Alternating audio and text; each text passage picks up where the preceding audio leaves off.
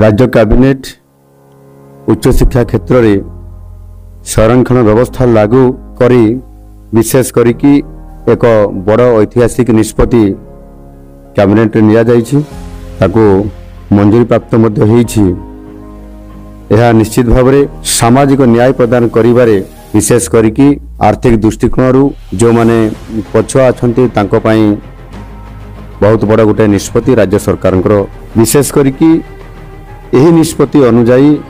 सामाजिक और अर्थनैतिक भावे पछुआ वर्गर जो एससीबीसी छात्र छात्री मानकर पई नाम लेखारे स्टडी करिया पई नाम लेखारे 11.25% आसन संरक्षण आज कैबिनेट निष्पत्ति निया गला परे ताहा लागू करा जिवो। आ यही नीति चलित शिक्षा वर्ष 2025-26 रु राज्यर सरकारी